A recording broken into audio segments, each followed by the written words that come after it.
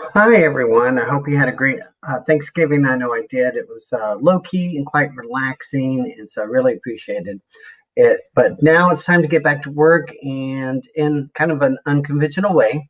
I hope that all the prep work that my co-teachers and my assistant and I've put together will make everything as easy as possible for you and working with your child. I know looking at everything seems like a lot, but if you break it down into week one and week two and week three and four and break it down by days, it's a lot less daunting. Now, each morning I will meet your child through Zoom. I'll send out Zoom links later on, but I'll meet them at 9 a.m. and I will post those links later. We'll meet as a whole class for about 20 minutes and we want to make sure that your child is ready for those meetings once they start because their time is so limited. We want to make those 20 or so minutes count every bit that we can.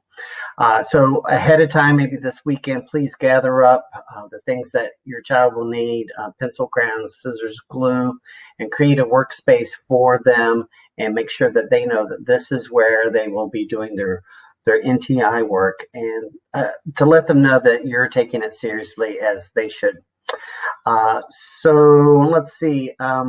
Also avoid having them get their hands on any of the packets ahead of time because I want to avoid any calls with you trying to piece together all the information in its correct order for each week. So let's hand them only what they need to when they need to. Some guidelines to help you with your students would be that one, you and your child should have a steady device for the Zoom meetings. I prefer laptops on tables or tabletops. Phones are so small, the screens are small, it's hard to see, and there's too much opportunity for the camera to be moving around a whole bunch. So lying on a couch or bed doesn't indicate the importance of these meetings, so do your best to emulate a classroom desk or table. That will help them, which will help you. Point two, no distractions. Any media like in the background like TV, radio, phone calls, all that can be siblings, toys, or pets can all be distractions. And when we're at school, we don't have those distractions. So let's eliminate those. You can do it for 20 minutes. So let's make sure we make that happen. Extremely important that we value each other's time. While I would love sharing time, and maybe we can set that up later during our Zoom meetings, it's not a time to show us your pet or your favorite doll or whatever. So let's respect each other's time and devote that time for learning. Number three, no food. Please don't combine breakfast with our time for NTI. Number four, I don't care if your kid's hair is a complete mess or if they're in their pajamas. As long as they're awake and focused, that's what matters. Point five, provide only today's work at the time of the call. I will discuss what is expected for the day immediately after our Zoom call. Is a great time for your kid to start working on today's work. And six, you're certainly welcome to listen in on our calls, but please contact me after the Zoom for questions or clarifications. And just note that after our Zoom meeting at 10 o'clock, I will be doing small groups, so I probably won't be really available till about 10:30 as far as waiting to hear back from me.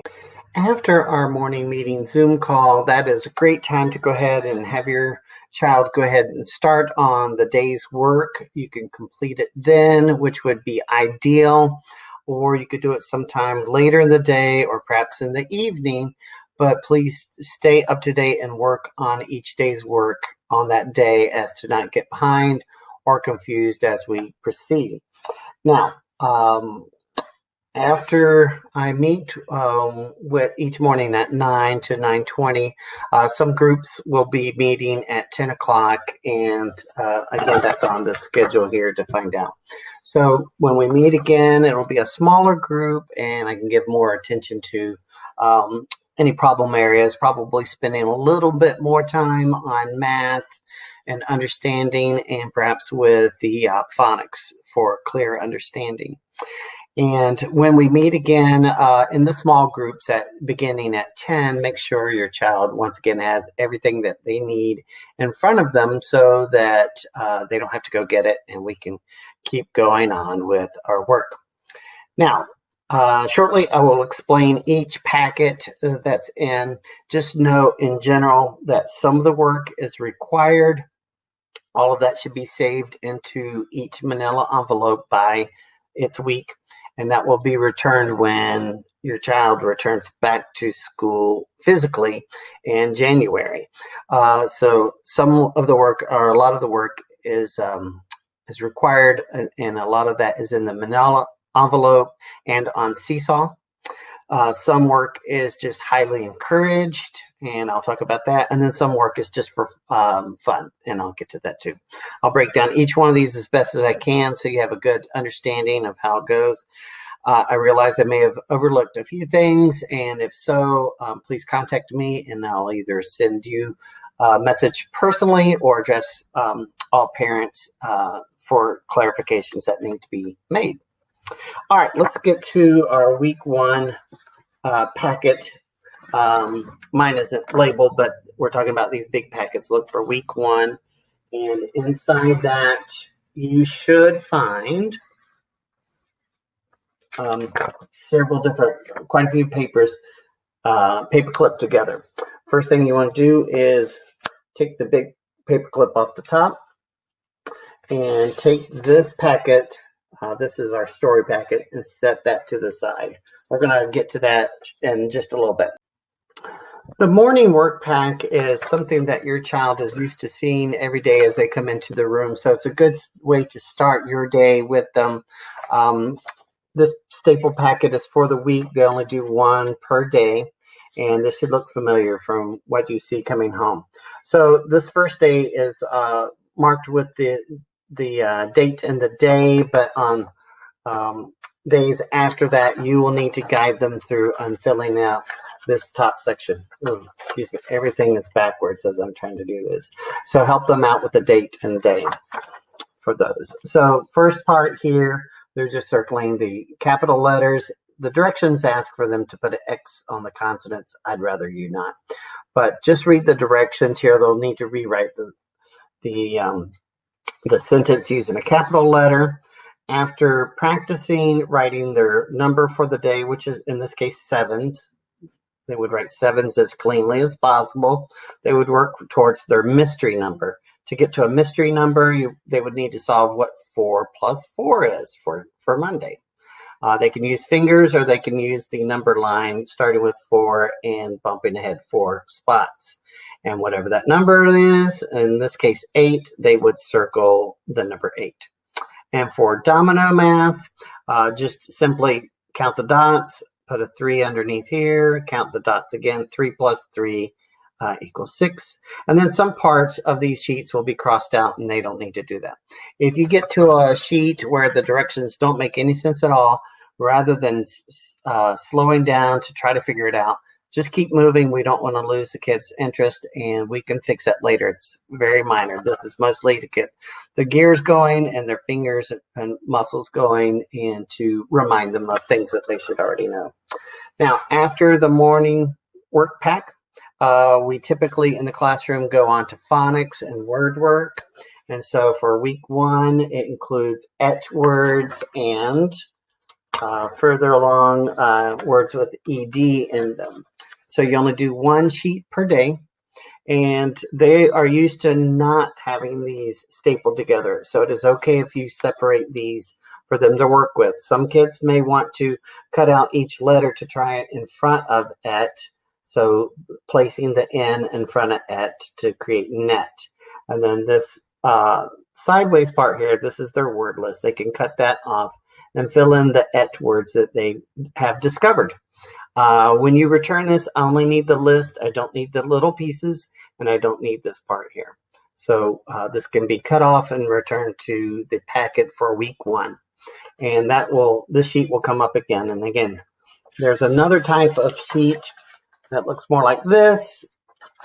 They've done plenty of these. For these, we need pencil and several color crayons, and you'll need to help them through those sheets. Once these are all done, please staple or paper clip them together, put them all back into week 1. Keeping everything organized for you and for me is one of my big worries. So please keep these organized. I know it seems like a lot of papers for you, but if you can imagine how many papers it will be for me and for Mrs. Kennedy, we want everything to go back where it belongs and not to have things returned that we don't need.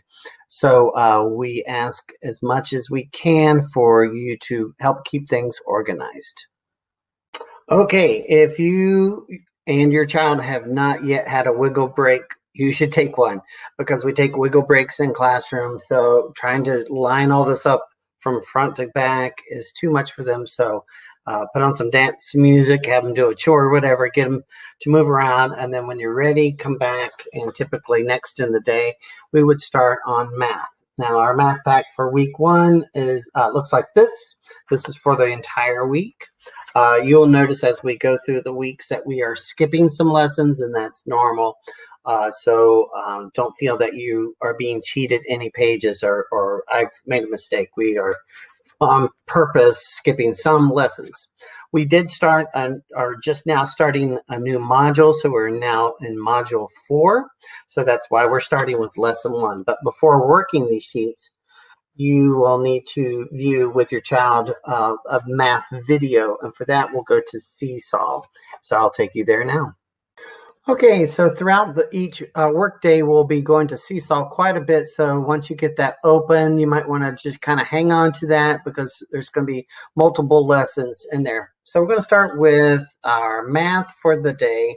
And so once you go into Seesaw and under activities where the light bulb is, you'll be looking for for Monday, it would be module 4, lesson 1. So we're going to open that up. We don't want to hit add response like we typically do. We're just going to be watching the video. So we'll click on the video, click on the link again, and watch the video. And it should begin. So after watching the video, you can then go back to the worksheet and just do the pages. Now, if you can see back on the sheet here, you go in on several pages where it talks you through each day of week 1.